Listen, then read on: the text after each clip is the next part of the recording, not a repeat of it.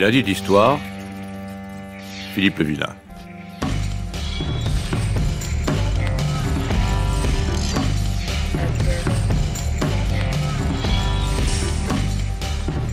Chers auditrices et chers auditeurs, bonjour. Lundi d'Histoire aujourd'hui, Rome.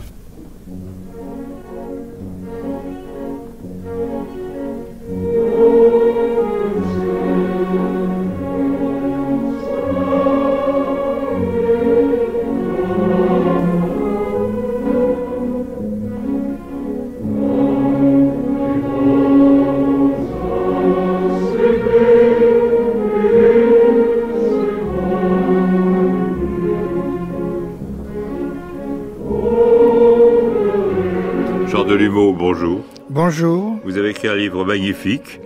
Vous avez 90 ans, vous le dites. Vous êtes professeur du Collège de France, enfin, professeur émérite, comme on dit. Vous avez surtout vécu à Rome en tant que membre de l'École française de Rome, dont on va parler, pendant des années. Rome, l'unique objet de mon assentiment, peut-être, mais non pas de mon ressentiment. La seconde gloire de Rome, 15e, 17e siècle, Perrin, pour les lundis d'Histoire.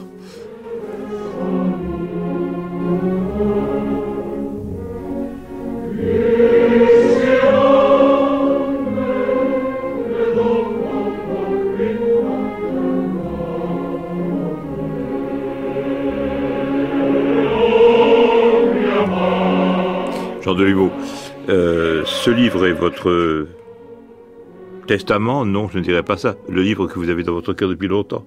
Voilà, testament, je ne sais pas. Peut-être que non. Mais je l'avais depuis longtemps. Et c'est pourquoi, quand mon ami Laurent Thaïs m'a demandé est-ce que vous n'auriez pas un livre à nous donner, je lui ai dit, je pourrais... j'ai proposé plusieurs titres. Et il a choisi Rome. Et j'ai été tout à fait d'accord avec cette acceptation, et par conséquent, je me suis mis à remuer mes souvenirs, d'une part, mais aussi à lire la littérature plus récente sur la question. Par conséquent, j'espère donner un livre à jour, mais en même temps qui tient compte de mon expérience déjà ancienne de Rome. Simone Franceschi, vous êtes ancien élève de l'École des Chartes, vous êtes à l'université, vous êtes surtout directeur d'études à l'École pratique des hautes études. Vous êtes spécialiste de Rome, vous aimez Rome pour son baroque et le baroque pour Rome. Vous avez écrit un livre récent qui s'appelle « La puissance et la gloire ». C'est Graham Greene, me semble-t-il, aux éditions de l'Honneur en 2011. Et cette confrontation entre Jean Delumeau et vous est justement l'objet de cette émission, parce que vous avez, si je veux dire, 20 ans, et Jean Delumeau a 100 ans. Je l'exagère beaucoup. Oui. Voilà. Pas encore. Alors dites-moi, bonjour. Philippe Le Villain, bonjour.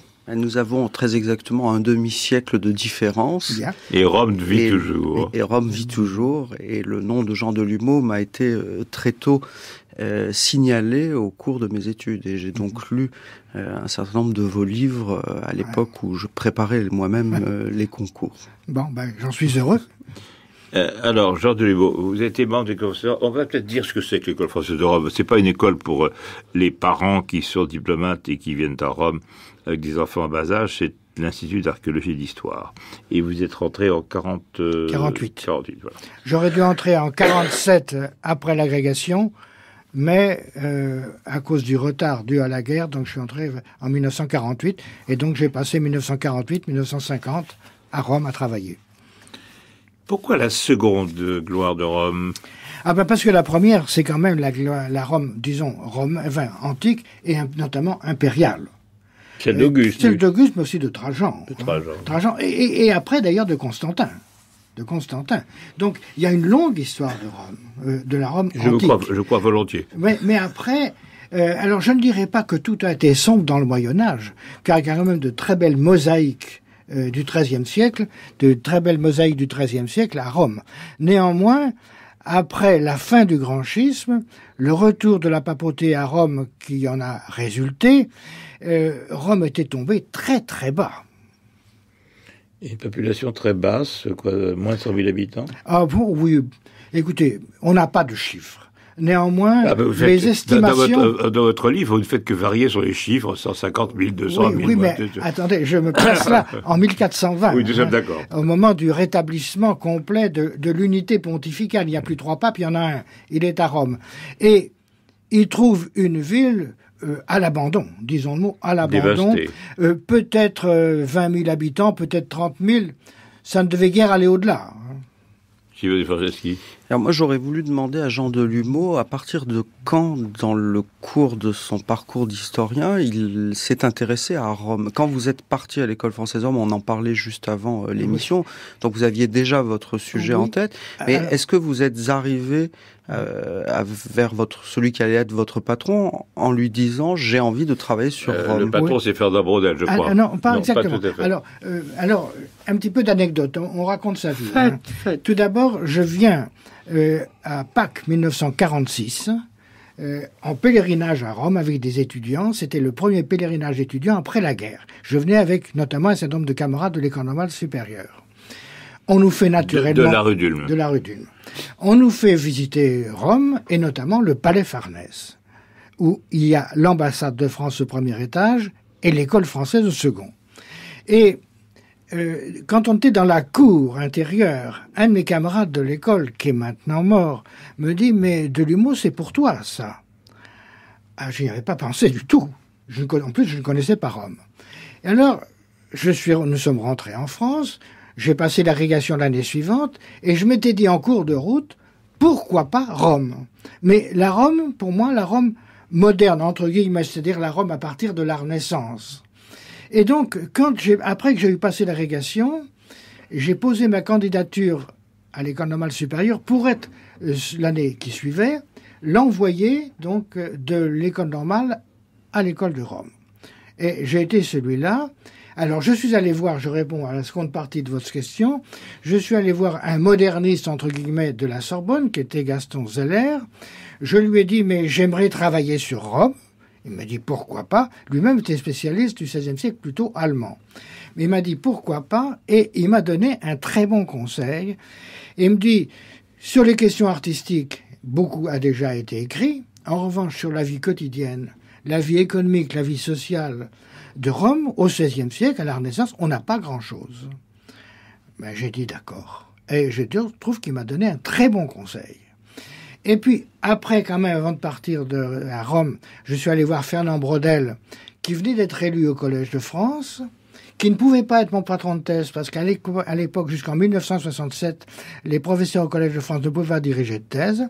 Donc, il a été, si vous voulez, mon conseiller dans la coulisse. Qui a été battu à la Sorbonne à cause du Rosel. Ah, voilà. De Renouvin, pardon. De Renouvin, oui. Et cependant, alors, celui qui m'a le premier parlé de Braudel, c'est Renouvin, sur la plage de Dinard, où il passait ses vacances et moi aussi. Et je me souviens de Renouvin me disant, je suis en train de lire la thèse de Braudel, ça se lit comme un roman. Oui, alors cette thèse s'appelle Philippe II, le Méditerranée. Elle a une histoire, parce qu'en réalité, elle avait été déposée comme étant une biographie étroite de Philippe II, et que le conseil lui a été donné par, je crois, Marc Bloch, donc qui était décédé par Lucien Febvre, vous avez tout à fait raison, de l'élargir et d'en faire un espace méditerranéen. C'est-à-dire en fait que l'homme a été mis au centre d'un univers et non pas l'univers focalisé sur un homme. Et donc cette thèse admirable, qui est une thèse admirable, a révolutionné l'histoire et les modalités d'écrire l'histoire, puisqu'il a fait, si je veux dire, rentrer l'ensemble, le climat, les sensibilités, etc., autour de la personnalité de Philippe II. Il est l'objet d'un opéra qui s'appelle Don Carlos, que vous avez écouté Verdi tout à l'heure. Et c'est là que Braudel a eu le génie de s'adapter à un conseil, ce qui est une chose très rare. S'adapter à un conseil, une chose très rare. Parce que le conseil en général n'est pas fait pour être suivi. J'ai suivi les conseils de mes maîtres. Et je m'en suis bien trouvé. J'ai suivi celui de Zeller. J'ai suivi, on en parlera au besoin, celui les conseils de Braudel, notamment pour la découverte de l'Alain romain. Question qui là, c'est A-L-U-N. On va parler, c'est A-L-U-N. D'accord. Voilà. Bon. Donc, moi, je me suis bien trouvé des conseils de mes maîtres. Et les rapports entre Zeller et Braudel dans cette sorte de codirection, parce que c'est vraiment pas le même type d'histoire. Je dois dire que ça n'a posé aucun problème. Ça n'avait posé aucun problème parce que Zeller m'avait dit très franchement, moi je suis spécialiste de l'Allemagne, pas de l'Italie, et il m'avait dit mais vous aurez intérêt à consulter Braudel, ce que j'ai fait. Et mon jury, le rapporteur était Zeller, Mais Braudel faisait partie du jury. Vous voyez, par conséquent, peut-être qu'il y a eu friction entre les deux hommes, mais moi, je m'en suis pas aperçu. D'accord. Jean Delumeau, vous arrivez à Rome en 48, donc c'est ça? À Rome, oui. Alors, Rome en 48, pour Jean Delumeau qui arrive à Rome en 48, paysage. Alors, tout d'abord... c'est quand même pas Zola qui débarque à Rome. Non, j'arrive, mais j'arrive pas seul. J'arrive avec ma jeune épouse et un bébé de quelques mois, qui ensuite est devenu lui aussi spécialiste de l'Italie médiévale, cette fois, avec Pierre Toubert. Donc, j'arrive avec femme et enfant. Et on pouvait pas loger au Farnèse. À l'époque, on logeait au Farnèse. Oui, mais pas si on avait un enfant. Absolument. Donc, il a fallu se loger en ville. Donc, d'abord à l'hôtel et ensuite se chercher un logement. Et ce logement, il était sur les hauteurs de Rome, à Monteverde Vecchio, au-delà du Janicule. Bien. Appartement. Une des 7 collines, disons. Voilà. Oui.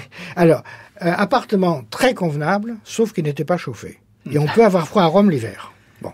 Alors, ce qui fait que l'année suivante, on s'est logé alors dans le cœur de Rome, là où il y avait du chauffage. On a même très froid, il peut y neiger à Rome. Ah oui, alors j'ai pas vu de neige à Rome. Ah, moi j'ai vu. Mais le froid, oui. Ah oui. Le froid, oui. Bon. Vous alors, aussi? Voilà. Oui. Et peut-être, je ne sais pas si je réponds bien à une des questions que vous avez posées. Vous répondez parfaitement. Et pour moi, il n'était pas question de travailler sur un sujet qui ne soit pas Rome, pour des raisons pratiques. Femmes et enfants. Mais en outre, puisque je m'étais inscrit à l'école normale supérieure, j'avais dit que je voudrais aller à Rome pour la Rome du XVIe siècle. Donc j'étais servi, j'avais qu'à travailler sur place. Alors le matin, je descendais travailler aux archives du Vatican. L'après-midi, je travaillais aux archives d'État près de la place Navone. Et ceci pendant 2 ans d'horloge. Mais tous les jours. Tous les jours. Et alors en plus, ça peut quand même intéresser ceux qui voient un petit peu comment travaillent les historiens. Il y avait finalement beaucoup de documents. Au Vatican, on pouvait commander des microfilms, mais pas aux archives d'État. Donc l'école m'avait prêté un Leica neuf, qui datait d'avant-guerre, mais qui était tout neuf, et avec lequel j'ai prenais tous les jours, des documents pour des microfilms, et je suis revenu en France avec des valises de microfilms avec lesquels j'ai fait ma thèse. Alors, Jean Delumeau, chapitre 7, Rome, capitale culturelle. Un rassemblement de talents, vous dites. Je lis 2 lignes. Au cours d'une période qui s'étend de l'avènement de Sixte IV en 1471 au sac de Rome en 1527, Rome acquit une place de premier plan dans la civilisation de la Renaissance. Qu'est-ce qui vous attirait dans Rome? La civilisation, le siècle, donc le XVIe siècle, ou le mystère des archives? Je dirais tout à la fois. Tout à la fois. Tout d'abord, je dois dire que Rome était et reste pour moi une ville mythique. C'est-à-dire, il n'y a pas de ville au monde, je crois, qui soit comparable à Rome. Pour la richesse de son passé et la qualité de ses souvenirs. Donc, la ville en tant que telle m'attirait. Mais d'autre part, parce que j'étais de la génération Braudel, si vous voulez, enfin, Braudel était plus âgé que moi, mais quand même j'étais marqué par ses travaux, et puis aussi par les conseils du Gaston Zeller qui m'avait dit, mais pour Rome, si vous voulez travailler sur Rome, il y a un secteur qui n'est pas étudié, c'est la vie économique et sociale, la vie de tous les jours. J'ai dit, je me lance. Étant entendu, d'ailleurs, j'en suis aperçu en cours de route, que travailler sur la vie économique et sociale de Rome au XVe, XVIe, XVIIe siècle, c'était aussi travailler sur la vie religieuse. Parce que c'était une ville qui, à la fin du XVIe, recevait des pèlerins tous les jours, et aux années saintes, des centaines de milliers de pèlerins, ce qui posait des problèmes d'intendance non négligeables au gouvernement pontifical. Alors j'ai envie, sur ces points que vous venez d'exposer, de vous poser 2 questions. La première, c'est quand on arrive avec ce sujet sur la vie économique et sociale à Rome au XVIe siècle, comment fait-on pour trouver les fonds d'archives qui peuvent être les plus intéressants? Il me semble que vous avez exploité l'un des fonds principaux de la thèse, ce sont les fameux Avvisi qui sont déposés donc à la Bibliothèque Vaticane. Alors, Avvisi, au singulier, Avviso, les avis, c'est-à-dire c'était des journaux manuscrits, des vrais journaux Et à partir de la seconde moitié du XVIe siècle, ces journaux manuscrits étaient rédigés 2 fois par semaine et achetés en général par les ambassadeurs et leurs services, ou même par la population locale, voyez-vous. Donc, il y avait de véritables journalistes, de véritables équipes de journalistes à Rome, au moins à partir de la seconde moitié du XVIe siècle, et les archives que j'ai utilisées, des avis, étaient des nouvelles adressées 2 fois par semaine au duc d'Urbino.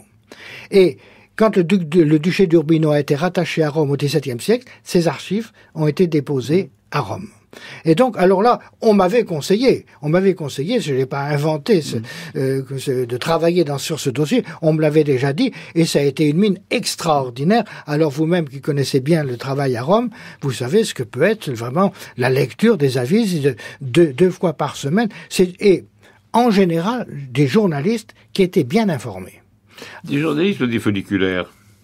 Écoutez, pratiquement, si on avait imprimé à l'époque ce qu'ils écrivaient 2 fois par semaine, ça aurait fait, si vous voulez, une documentation journalistique. Est-ce que ça correspond un peu, plus ou moins, à ce qui se passe près de la place Navone, là où... Parce qu'on met n'importe quoi. Ou est-ce que ça correspond à ce que moi j'ai vu en mai 78, quand Moreau est mort, Aldo Moro, à savoir cet envahissement du mur de l'endroit où sa voiture a été déposée, de billets, de prières, de citations de Dante, de Alfieri, etc. C'était vraiment de la... Vous pensez que c'était dans une autre filière. Est-ce que vous pensez que c'est vraiment déjà une sorte de journalisme d'opinion? Oui. Déjà. Et alors, non, c'est pas seulement. L'origine, à mon avis, ce sont les lettres qu'adressaient les succursales bancaires à leur capitale. Notamment, par exemple, au début du XVIe siècle, les fougueurs. Adressant les frères Martin Fougueur, oui. Les marchands Fougueur, marchands banquiers, n'est-ce pas? Qui ont inventé la comptabilité en partie double. Notamment, voyez-vous. Alors, donc, à mon avis, il s'agit d'abord d'une correspondance entre banquiers, et qui a été ensuite imitée par les gouvernements, qui souhaitaient être informés par des gens sur place de ce qui se passait dans telle ou telle ville. Et c'est ces gens-là qu'on appelait à l'époque à Rome des menanti, mais ces menanti méritent le nom de journalistes. Et alors, ils écrivaient à la fois pour leur prince, et des courriers réguliers partant par la poste régulière. Et puis, ils écrivaient aussi pour la population romaine. La preuve, c'est que nous avons des feuilles volantes imprimées qui représentent ce qu'on pourrait appeler les cris de Rome, comme les cris de Paris. Et parmi les crieurs dans les rues il y avait les crieurs d'Avisi. Donc, les vendeurs de journaux. On les vendait dans les rues de Rome. Et une deuxième question... pas poser 3, Une deuxième question que je me suis posée en vous écoutant, et que je m'étais posée d'ailleurs moi-même quand j'avais ouvert votre thèse, dans quelle mesure ne ressent-on pas un sentiment de frustration finalement en se concentrant uniquement sur la vie politique et sociale, la vie économique et sociale, et en écartant les aspects culturels. Et je me suis toujours demandé si votre livre sur la civilisation de la Renaissance, qui est également un ouvrage classique qui m'avait été recommandé quand j'étais étudiant, n'avait pas été une manière de combler en quelque sorte cette frustration éventuelle que vous auriez pu éprouver. Oui, mais alors je dois dire que je l'ai ressenti, vous avez tout à fait raison, je l'ai ressenti en composant ma thèse. Mais ma thèse m'a elle-même amené à sortir d'elle, c'est-à-dire à sortir du sujet strict. C'est le propre d'une thèse réussie, voilà. À mon avis. Non, parce que en réalité, j'ose le dire comme ça, mais dans ma thèse Vie économique et sociale de Rome, il y a beaucoup plus que des indications seulement économiques et sociales. Oui. En particulier parce que c'est une ville où la construction, notamment la construction d'églises et de palais, occupait un nombre considérable de gens, mobilisait un nombre considérable de capitaux, n'est-ce pas? Et par conséquent, j'étais forcément obligé de m'intéresser aux églises, aux palais, aussi aux rues, qui étaient aménagées, réaménagées, aux fontaines, pour que les habitants, mais aussi les pèlerins, puissent boire, etc. Par conséquent, le lien le lien entre vie économique et sociale et vie religieuse était extrêmement étroit. Et notamment, il a fallu, et à l'initiative par exemple de quelqu'un comme Saint Philippe Néri dans la seconde moitié du XVIe, il a fallu concevoir une église, des hôpitaux capables, enfin des lieux d'accueil des pèlerins qui, en certaines années 1575-1600, venaient par centaines de milliers. Donc, et naturellement, ce n'était que la plus importante de ces initiatives, mais je peux dire, pour répondre à votre question, que vie économique et sociale et vie religieuse étaient totalement imbriquées. Vous avez une passion pour Sixte Quint? Oui. Alors, Sixte... 1585, 5 ans, très correct. Il a régné 5 ans. Mais alors, il règne prodigieux. Alors, justement, je dois dire que hors d'Italie, notamment en France... Franciscain austère, comme le... Mais oui, le pape François est jésuite, mais il est beaucoup les franciscains. Les franciscains, il n'est pas jésuite. Mais oui, mais quoi qu'il en soit, vous qui avez vécu à Rome, vous deux qui avez vécu à Rome, vous savez que le passage des pèlerins fait partie de la vie quotidienne. Bien sûr. Et donc, parlons des plus établissements. C'est une chose extraordinaire, les plus établissements de la France, à Rome et à Lorette d'ailleurs. Allemands aussi, italiens, il y a plus d'établissements à Rome, de l'Italie. C'est quand même une invention étonnante que ces pèlerins, que surtout la des Saintes, c'est au début du XIIIe siècle, je crois, que c'est inventé, c'est le pèlerinage qui donne cet itinéraire vers la sainteté de Rome-Jérusalem, que Chateaubriand fera aussi. Il y a aussi des institutions, et vous en parlez beaucoup dans votre livre, architecturales, bien sûr, des édifices, et au fond, la naissance de multiples confréries. Vous venez d'énoncer plusieurs questions. Tout d'abord, Sixte Quint est en grande partie ignoré hors d'Italie. Felice Peretti, qui était originaire de la marche d'Ancône. Et de mon point de vue, ça a été le plus grand pape de la période, bien qu'il n'ait régné que 5 ans. Parce qu'il a lancé des initiatives dans toutes les directions. L'obélisque de la place Saint-Pierre, la continuation des travaux activement dans la basilique Saint-Pierre, une chapelle pour lui à Sainte-Marie-Majeure, la réfection complète du palais du Latran, et j'en passe. Et des rues, notamment la rue droite, qui va du Quirinal à la Trinité-des-Monts, qui fait 2 km 500. Bon, ça c'est Sixte Quint qui a été le rénovateur de Rome. D'ailleurs, les gens de l'époque en ont eu conscience. Bon, c'était un tempérament très impatient. Il vivait très chichement, en vrai franciscain qu'il était, mais il a comblé d'argent sa sœur. Et il a mis de l'argent au château Saint-Ange pour accumuler des alors, richesses. Alors ça c'est une autre chose, parce que c'était pas... oui, alors ça on peut en parler, parce que c'est une grosse histoire aussi. Oui. Bon, mais sa sœur qui avait une magnifique villa à l'emplacement de la gare Termini actuelle. Voyez-vous. Par conséquent, c'était un homme qui agissait dans tous les sens, qui a emprunté énormément d'argent, qui a beaucoup augmenté les impôts, etc. Donc il est mort détesté, mais il a fait une œuvre extraordinaire. Alors on a encore abordé quelques autres sujets. Le trésor, oui. Le trésor, justement, il est parmi les papes qui ont, on peut dire, non pas reconstruit, mais construit, proprement parlé, l'État pontifical en un État moderne pour l'époque. Bon. Et par conséquent, il a pensé qu'un État sans argent, ça ne pouvait pas exister. Surtout si cet État devait en plus porter l'Église romaine, privée de toute une partie de ses ressources médiévales par le schisme protestant. Donc il a décidé de constituer un trésor au château Saint-Ange, auquel on ne toucherait pas facilement. Et pour l'époque, c'était un trésor de 5 millions, en gros, en chiffre rond. Il y avait, si j'ai bon souvenir, 3,5 millions en écus d'or et 1,5 million en écus d'argent. Et défense d'y toucher, sauf dans des cas extrêmement graves. Alors, Philippe II, au moment où il lançait l'invincible Armada, est allé tirer la sonnette de Sixte Quint. Le roi d'Espagne. Oui, d'Espagne. Quand il lançait l'invincible Armada, a voulu se faire aider financièrement par Sixte Quint, qui lui a fait répondre « On vous donnera de l'argent si vous débarquez en Angleterre ». Eh bien, l'invincible Armada n'a jamais débarqué en Angleterre, et par conséquent, Sixte Quint n'a pas donné l'argent. Alors, si j'ai le temps, mais je ne sais pas parce que... Vous avez tout le temps. Il y a une histoire extraordinaire. Donc, ce trésor devait servir pour la défense de l'Église et de l'État pontifical. Mais ce qu'on ne sait en général pas, c'est comment il s'est terminé. Eh bien, on saute les siècles, les troupes françaises de Bonaparte envahissent l'Italie. La papauté est complètement défaite et le pape signe l'armistice et la paix de Tolentino. Et cette paix prévoyait que le trésor de Sixte Quint, qui était resté à peu près intact, serait donné à la France. À la France révolutionnaire. Et de fait, il a été donné. Et ce ne fut pas le cas. Silvio De Franceschi.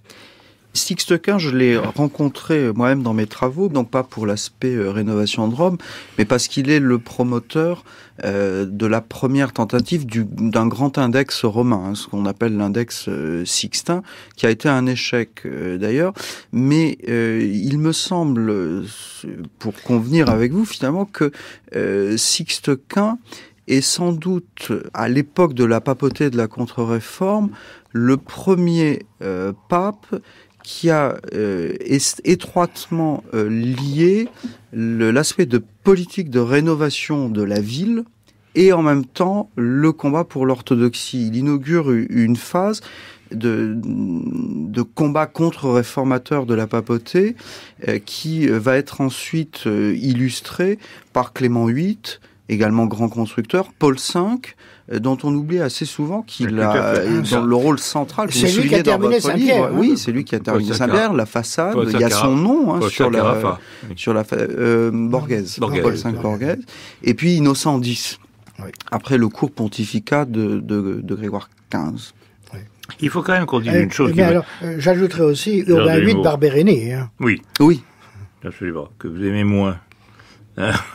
Aldo Brandini d'ailleurs, 1592-1605. Vous aimez ça c'est Clément VIII. Hein. Et puis on sait les papes, c'est très difficile de une mémoire. Pour Urbain VIII, c'est Barberini. Il y a une chose qui me fascine, c'est-à-dire que dans votre livre implicitement, si je veux dire, c'est la décision qui a été prise au fond de substituer la basilique constantinienne pour en faire la basilique actuelle, la basilique Saint-Pierre. Parce qu'au fond, quelquefois, dans mes pensées, ça m'arrive, sur Rome, qui sont nombreuses, je me dis, mais c'est comme si brusquement on détruisait, je ne sais pas, le Parthénon pour élaborer Beaubourg.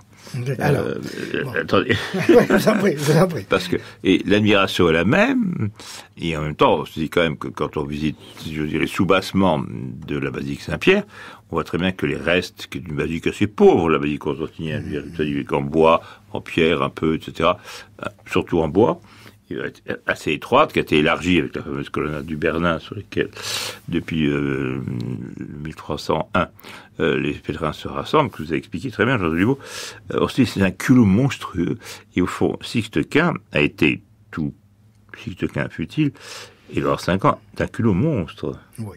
Et beaucoup de papes ont été très mais alors voilà, audacieux. Je crois que là, il faut expliquer, c'est justement peut-être l'objet d'un livre comme celui que je viens de livrer au public. Ce que je crois. Qui est qui essaie d'être, c'est un essai, hein, mais un essai d'histoire totale. C'est un essai d'un homme qui est comme sa poche, qui est archive, qui surtout mais écrit. C'est un essai d'histoire totale, donc c'est plus seulement l'histoire économique et sociale. Hein. Non, mais alors, la décision de Jules II, appuyé par le très jeune architecte qui était Bramante, oui. La décision de Jules II de reconstruire Saint-Pierre s'explique par le fait que la basilique constantinienne et médiévale était dans un très mauvais état physique. Elle s'écroulait sur elle. Hein. Il fallait tout refaire. Alors, puisqu'il fallait tout refaire, et puisque les papes de cette nouvelle période étaient décidés de faire de Rome une capitale religieuse de dimension mondiale, de vocation mondiale, ils se sont dit, entre guillemets, permettez-moi l'expression, on met le paquet. On met le paquet et par conséquent, on voit grand. Et vous savez d'ailleurs que la basilique conçue par Bramante pour Jules II aurait été encore sensiblement plus grande que l'actuelle, qui est pourtant la plus grande du monde. Après Saint-Paul, je crois. Non. Vraiment ? Ah, c'est la plus grande du monde, non. Il y en a une qui, je crois, la dépasse, mais j'osais pas le dire, c'est celle de Yamoussoukro.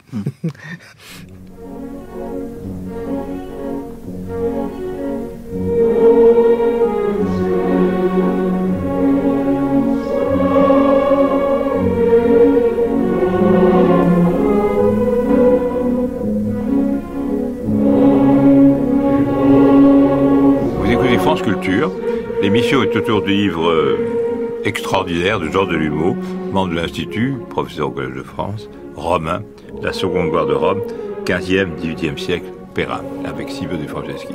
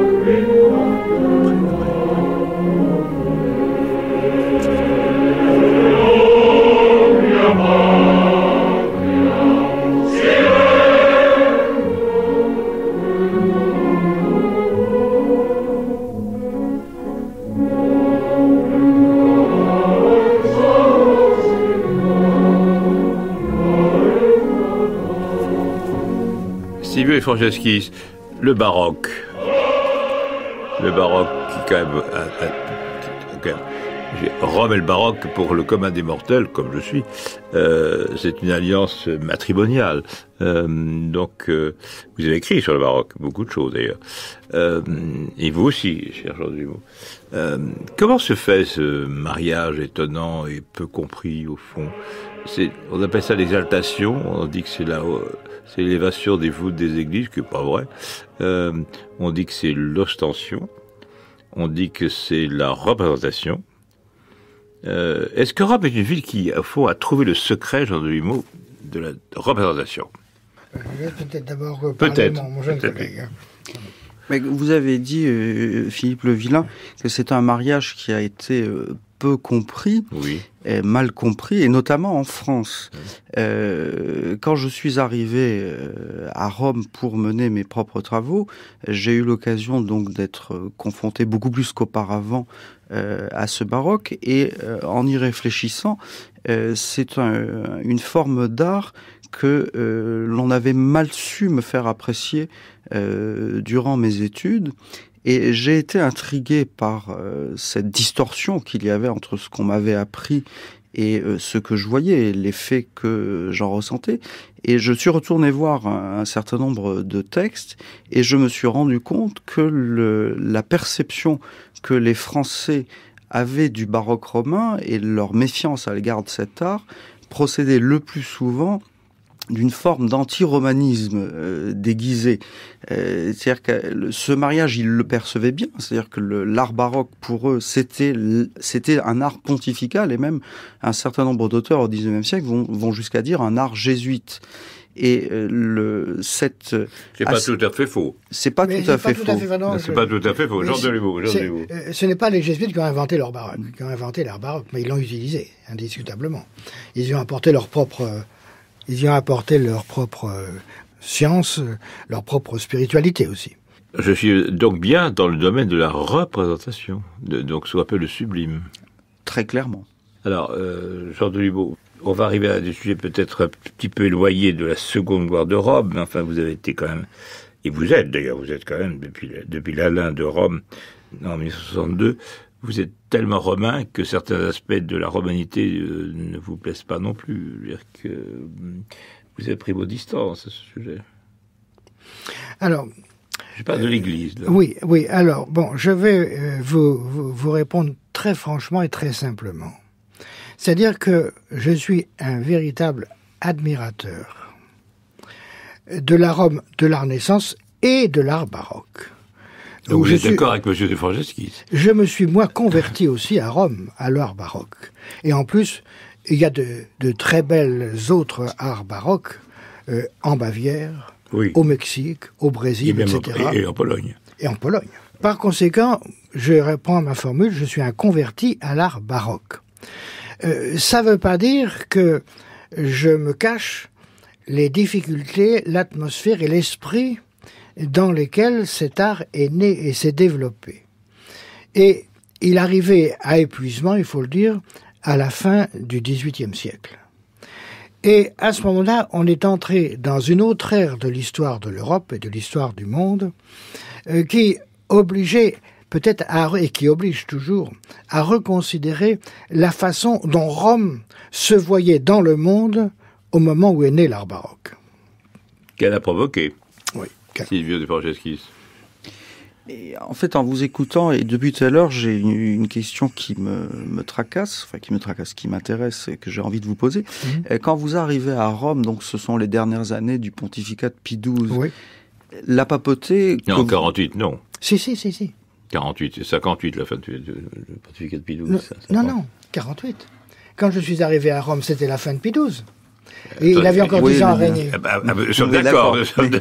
Disons qu'il était là depuis... Ah oui, et même je vais vous dire, j'étais là durant l'année sainte 1950. L'année sainte. Et ça a été un succès pour Pie XII. Nous sommes d'accord. Alors cette papauté que vous trouvez en arrivant... Il ne faut pas égarer les auditrices et les auditeurs. Pie XII règne de 1939 à 1958. Bon. Voilà. Il y a une partie qui est la partie 1939-1945 qui est maintenant contestée, mais qui est un règne qui fait que quand même, il ne faut pas oublier quand même 1943, changeant de l'humour, et le moment où Rome est bombardée, où le roi de Rome, c'est Pie XII. Il n'y a plus personne à Rome, c'est lui. Bon, ça a été immortalisé dans un film avec Anna Magnani. Et après, je reconnais que les années ensuite ont été très très dures. Ibn Géléris, on va en parler dans 2 minutes. L'encyclique bloquant, ce qu'on peut appeler l'initiative théologique, on va dire ça comme ça, vous êtes d'accord? Bon, surtout du côté des Français. Et puis 12 morts en 58. Et il est remplacé par Jean XXIII, donc en octobre 58. Bon, nous sommes clairs là-dessus, qu'il faut être clair sur les autres, parce que ne peut pas se tromper. Donc, quand vous arrivez à Rome, Pie XII est au zénith de sa gloire, Jean de Vieux. Oui. Alors, je dois simplement dire que quand je suis venu à Rome en 1948-1950, je me suis trouvé, malgré tout, dans la colonie française. Et la colonie française était réservée sur Pie XII. La France a toujours été réservée sur Pie XII. Oui. C'est une façon de dire tout à fait étrange, parce qu'on considérait que Pie XII était un pape allemand. Pro-allemand, oui. On peut avoir mais pas pro-nazi. Nous sommes d'accord. Voilà, d'accord. Donc, j'ai coupé la parole, pardonnez-moi. Non, c'est ça. Bon, mais donc les échos que j'avais, c'est que tout n'allait pas bien, même à Rome. Je vois par exemple un jeune prêtre breton qui se trouvait à Saint-Louis-des-Français en même temps que moi j'étais au Palais Farnèse, à l'école française. Eh bien, lui et ses collègues allaient faire le catéchisme dans la campagne romaine parce qu'on manquait de prêtres. Ce qui est prodigieux quand même, hein. Dans la campagne romaine en 1948-50. Déjà, oui. Par conséquent, on avait l'impression, si vous voulez, qu'avait peut-être la petite colonie française dont je faisais partie, c'est que l'Église catholique avait des problèmes sur son propre territoire romain. Est-ce que l'Église catholique n'a pas toujours eu des problèmes? Ah, bien sûr, chaque époque a ses problèmes. Elle en a aujourd'hui. Bon, ce n'est pas neuf. Simplement, alors je dirais, si vous m'entraînez sur le terrain d'aujourd'hui... Oui, je vous entraîne, absolument. Je vous entraîne volontiers, d'ailleurs. D'une part, je ne regrette pas du tout d'avoir publié ce livre, La Seconde Gloire de Rome, parce qu'il y a eu une Seconde Gloire de Rome. En même temps, quand je l'ai remis à l'éditeur, on n'avait pas encore changé de pape, mais mon impression, mon pronostic, c'est que on a changé d'époque avec l'abdication de Benoît XVI. Non, la renonciation. Code de droit canonique, article 32, paragraphe 2, renonciation. Excusez-moi. Je vous coince. Très bien. Je vous coince entre confrères de l'Institut. Oui, Silvio, de Franceschi. Et alors, vous parliez justement de cette réserve à l'égard de Pie XII de la France. Et la question que je me pose, quand vous arrivez donc à Rome, vous avez forcément fréquenté des historiens italiens. Et quels sont ces grands historiens que vous avez pu fréquenter, qui vous ont peut-être aidé dans vos travaux, et quelle était leur position par rapport à Pie XII? Alors, je ne peux pas répondre à votre question. Il faut répondre. Non, mais je ne peux pas. C'est pas que je ne veux pas, c'est que je ne peux pas. C'est parce que j'avais une vie, si j'ose dire, d'étudiant, en tout cas de chercheur, vie très studieuse. Avec en plus le fait que nous avions un bébé, hein, bon, qui est d'ailleurs devenu ensuite un historien de l'Italie. Que nous connaissons. Et puis ensuite, ma femme attendait ma fille qui est née à Rome. Donc les problèmes familiaux, les problèmes d'intendance, les problèmes de santé m'occupaient également, en plus de mon travail. Alors, ceux que j'ai fréquentés, ce sont les archivistes. Par exemple, j'ai bien connu Monseigneur Mercati aux archives, à l'Archivio Vaticano. Hein, et notamment quand je consultais cette longue série des Avvisi ou des Bandi, c'est-à-dire les édits pour Rome, eh bien, Mercati a été mon guide, voyez-vous. Par ailleurs, je consultais aussi des archivistes à l'Archivio di Stato, aux archives d'État de Rome, qui étaient mes deux grands centres de recherche. Hein. Mais c'était la vie quotidienne entre chercheurs. J'ai peu fréquenté mes collègues italiens. Voyez-vous, pour la bonne raison que j'étais pris par mon travail. Hein. Ce qui est une époque, parce qu'il faut dire aux auditrices et aux auditeurs que ce qui s'est passé extraordinaire, c'est que l'école française de Rome, qui était quand même un cénacle très réservé aux chartistes, aux normaniens de la rue d'Ulm, aux gens directeurs des hautes études, enfin de ce qu'on appelle du Raspail, s'est ouverte brutalement, oui, avec l'arrivée comme directeur d'un homme extraordinaire qui s'appelait Georges Vallet. Alors Georges Vallet était un de mes camarades de promotion. Voilà. Et là, il a décidé que, d'abord, cher Dumont, vous n'habiteriez plus au Palais Farnèse, que vous iriez tous vivre en ville, que vous seriez en plus responsable de vous-même et non pas sans arrêt télécommandé par une espèce de vie de pensionnat, que vous iriez dans Rome, y connaître au-delà de Rome tous les historiens possibles et imaginables, qu'il a réalisé ce qu'on peut appeler une espèce de MIT. Ouais. MIT. Je rends hommage à Georges Vallet parce que on l'oublie souvent. C'était un très très grand monsieur qui en fait j'ai fait pour faire de la politique, mais je suis pas sûr qu'il a réussi en politique comme il a réussi à l'école française d'Europe.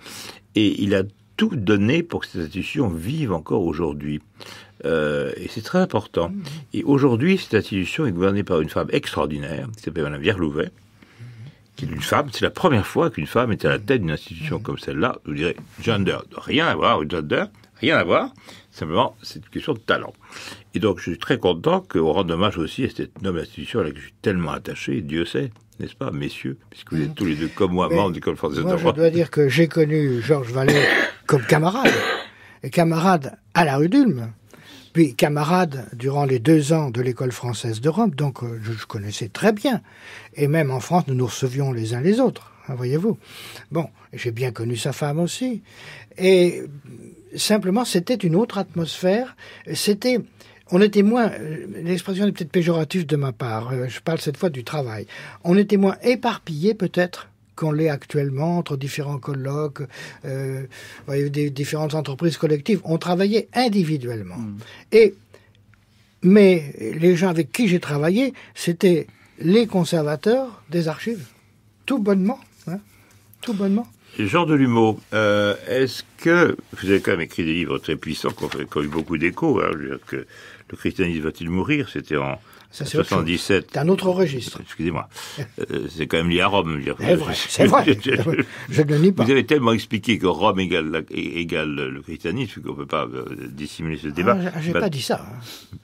J'ai pas dit ça. Le christianisme, c'est aussi le protestantisme, c'est aussi l'orthodoxie. Nous sommes d'accord. Ah oui. Nous sommes absolument d'accord. Silvio Franceschi, vous êtes d'accord aussi? Entièrement, donc on ne peut pas... Alors, je suis d'accord avec vous, enfin, je veux dire que, alors on appelle ça le catholicisme romain, vous êtes d'accord? Ah oui. Alors, maintenant, est-ce que la capitale du catholicisme sera toujours Rome? Moi, je n'en sais rien. Bon, alors, j'arrive où je veux arriver, parce que j'ai quand même un projet de conversation avec vous, à savoir que, est-ce que vous pensez que la renonciation, je tiens au mot renonciation, et non pas ni abdication, ni démission, représente dans l'Église romaine, et par rapport en tout cas à la papauté et à Rome, une étape définitive, toute étape n'est pas définitive, partie de la définition c'est une étape. Un grand changement, est-ce que vous pensez qu'on va vers une mutation? métamorphose. Je pense que c'est le début d'une mutation. Je ne crois pas que le pape actuel, qui a 76 ans, va tout révolutionner. Mais il révolutionne pas mal. Il n'y réside pas. Il reçoit les gens, il parle dans les rues. Ouais, d'accord. Bon, là, je l'approuve entièrement. Mais Pie IX faisait ça. Vous savez, en 1846, Pie IX assistait à des obsèques avec un parapluie troué. Donc, c'est pas une nouveauté, ça. D'accord. Mais enfin, à mon avis, le nouveau pape, François, commence une ère nouvelle du parcours pontifical. Oui. Alors, qu'est-ce qu'il va donner... Donc, de Sixte Quint à François, séisme. Je ne dirais pas cela. Je ne dirais pas cela. Simplement, le monde change très vite. Et il est bien évident que il faut, par exemple, une redistribution des électeurs. Maintenant, il y a trop d'Italiens par rapport à ceux qui ne sont pas Italiens parmi les électeurs. Voyez-vous, par conséquent, ça, au minimum, il faut le changer. Il faut tenir compte davantage. Je sais, pour fréquenter pas mal l'Asie, que les catholiques de l'Asie trouvent qu'ils ne sont pas assez écoutés à Rome. Par conséquent, il va falloir que Rome, catholique, la papauté, écoute davantage le monde extérieur. Et, à mon avis, change aussi le type de gouvernement qu'avait, disons pour faire bref, créé ou amélioré Sixte Quint, mais que maintenant, il faut passer à un autre type de gouvernement, y compris pour les choses financières. Vous avez écrit un très beau livre en 1983 qui s'appelle « Le péché et la peur, la culpabilisation en Occident, 13e, 18e siècle ». C'est un livre que j'ai beaucoup lu, qui, je crois pour moi... La meilleure édition, c'est celle d'Harvard. Écoutez, je n'ai pas celle de Harvard, je lis quand même, mais je crois que vous avez mis le doigt sur quelque chose de peut-être au cœur de votre pensée, de votre croyance. Ça, vous avez raison. Pourquoi est-ce que l'Église triomphante, c'est ce que vous avez expliqué très bien dans ce cours de Rome, qui est l'anaphore de livre que vous avez écrit déjà, 15e, 18e siècle, a été tellement volontaire, c'est le mot, à rendre coupable une partie de l'Occident de ce qu'on appelle le péché. Oui. Alors, c'est un grand sujet. C'est un grand sujet. Et le péché et la peur... Je vous le pose parce que vous êtes je le pose à Jean de Lumeau. Le péché et la peur est effectivement le plus gros de mes livres. C'est un très, très beau livre. Je dois dire que j'ai eu du mal à le rédiger. Oui. J'ai eu du mal à le rédiger parce qu'il y a des fois où j'étais tenté de tout laisser en plan. Et ce sont des prêtres qui n'ont pas quitté l'Église, je précise bien, qui m'ont encouragé à continuer. En me disant, en substance, vous pouvez dire des choses que nous, malheureusement, on ne peut pas dire.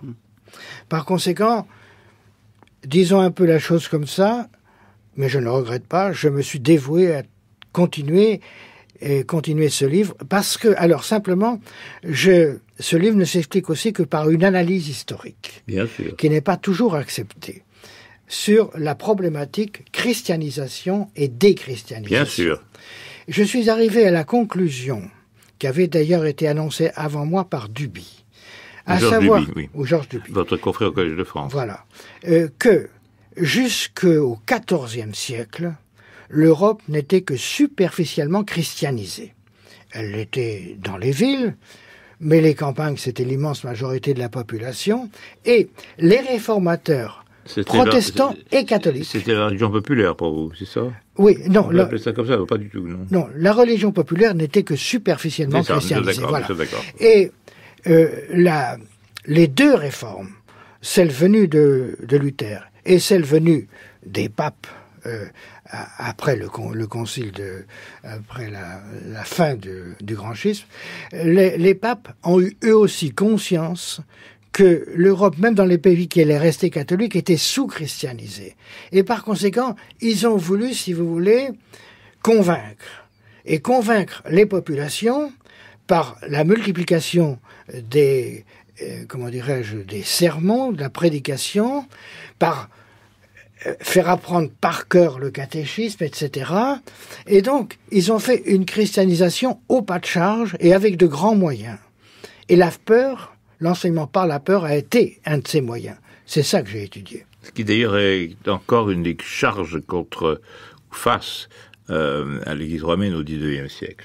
Oui. Et notamment sur le problème des mœurs. Simone Franceschis. Alors moi j'avais deux questions sur les propos là que vous venez d'exposer. La première c'est que je voulais vous le dire, quand j'ai appris immédiatement la démission, la renonciation, pardon. J'y tiens énormément. De Benoît XVI. C'est canonique. J'ai immédiatement pensé à vous parce que je me suis souvenu. Mais on pense souvent à vous. Merci. Bien des années auparavant, ça devait être 1 an ou 2 avant la mort de Jean-Paul II. Je vous ai entendu à la radio et on avait beaucoup d'images du pape à ce moment-là, et vous avez dit il faut qu'il démissionne, ce n'est pas raisonnable de continuer comme ça. Je me souviens d'avoir dit ça. Et je voulais donc ma première question, c'était de vous demander quelle a été votre réaction quand vous avez appris la démission, la renonciation. Pardon. Eh bien, je vais quand même y arriver. J'ai été très heureux. Très heureux. Je pense que le pape Benoît XVI a eu raison de prendre conscience de son état de faiblesse, qu'il n'était plus en mesure de gouverner une chose aussi compliquée que l'Église catholique, qu'il fallait laisser la place. À mon avis, il a très bien fait. Je l'ai écrit dans le Figaro. Voilà quelle a été ma réaction. Je l'ai écrit dans le Figaro le lendemain et je suis plus d'accord avec moi-même, ce qui est quand même un problème dans une émission. Silvio De Franceschis, un dernier mot, on va écouter le texte des Adieux à Rome. Une deuxième question, quand vous avez écrit, donc il y a une série de 4 livres, il y a une trilogie, plus l'aveu et le pardon, qui termine cette série. Quand vous avez écrit l'histoire de la peur, qui est le premier volume de cette série, est-ce que vous aviez prévu les volumes suivants, en quelque sorte? Alors, je réponds oui. C'est-à-dire que quand je me suis lancé dans la peur, je me suis promis à moi-même, si je vivais suffisamment, de ne pas en rester à la peur. Donc, je ne savais pas tout le détail de ce que j'avais écrit, mais j'avais le projet de passer à la, comment dirais-je, à la consolation, à la réconciliation, hein, et de passer au-delà à l'espérance d'un bonheur. Voilà, ça, j'avais le projet, mais pas dans le détail, mais le projet, oui, je l'avais. On va écouter un très très beau texte, extrait de Corinne ou l'Italie de Alain de Staël, 1807, une personne qui a toute sa vie lutté contre l'empereur et qui, à 50 km de Paris, considérait qu'il était exilé comme s'il était en Sibérie. Ça s'appelle Adieu à Rome, qui est un texte d'une personne qui n'écrit pas toujours très bien, Madame de Staël, il faut avouer, quelquefois elle se force, mais qui est bouleversant de beauté sur les adieux.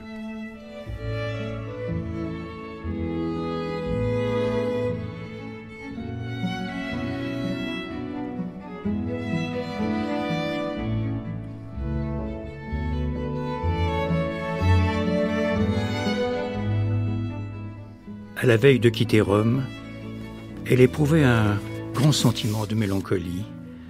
Cette fois, elle craignait et désirait que ce fût pour toujours. La nuit qui précédait le jour fixé pour son départ, comme elle ne pouvait dormir, elle entendit passer sous ses fenêtres une troupe de Romains et de Romaines qui se promenaient au clair de la lune en chantant.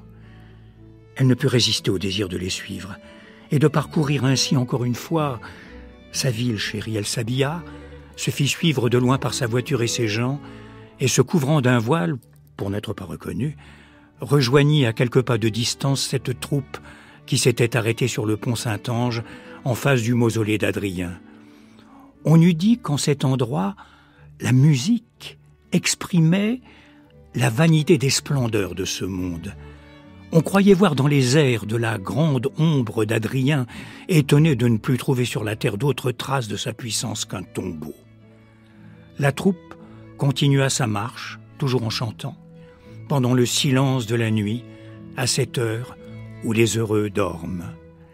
Les musiciens s'arrêtèrent devant la colonne Antonine et devant la colonne Trajane. Ils saluèrent ensuite l'obélisque de Saint-Jean de Latran et chantèrent en présence de chacun de ces édifices. Le langage idéal de la musique s'accordait dignement avec l'expression idéale des monuments. L'enthousiasme régnait seul dans la ville pendant le sommeil de tous les intérêts vulgaires. Enfin, la troupe des chanteurs s'éloigna et laissa Corinne seule auprès du Colisée. Elle voulut entrer dans son enceinte pour y dire adieu à Rome antique. Ce n'est pas connaître l'impression du Colisée que de n'avoir vu que de jour. Il y a dans le soleil d'Italie un éclat qui donne à tout un air de fête. Mais la lune est l'astre des ruines. Quelquefois, À travers les ouvertures de l'amphithéâtre, qui semblent s'élever jusqu'aux nues, une partie de la voûte du ciel paraît comme un rideau d'un bleu bien sombre, placé derrière l'édifice. Les plantes qui s'attachent aux murs dégradés et croissent dans les lieux solitaires se revêtent des couleurs de la nuit. L'âme frissonne et s'attendrit tout à la fois, en se trouvant seul avec la nature.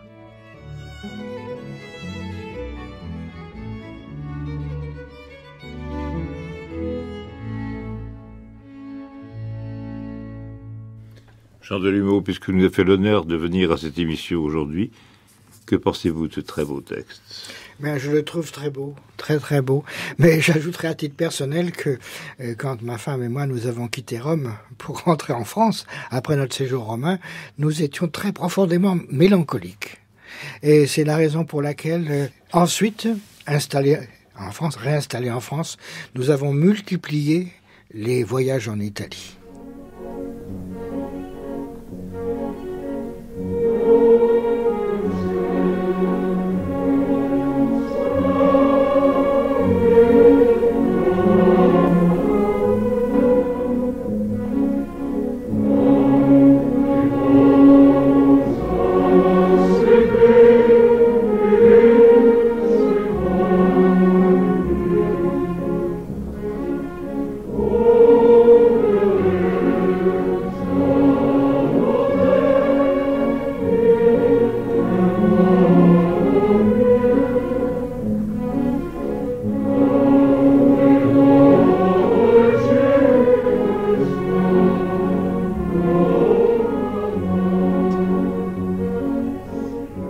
Aujourd'hui, Jean Delumeau, La Seconde Gloire de Rome, 15e, 17e siècle, Perrin, un livre éblouissant, un livre d'une grande entreprise d'un homme qui connaît Rome mieux que personne, avec Silvio De Franceschis, que je remercie d'être venu.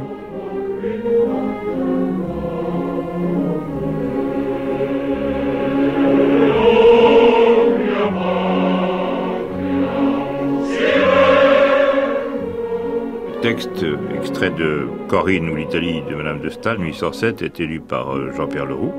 La prise de son d'Emmanuel Armingue, la réalisation de Ghislaine Gavide. La semaine prochaine, les lundis d'histoire sont représentés par Jacques Le Goff. Dans quelques instants, ce n'est pas la peine de crier, par Marie Richer.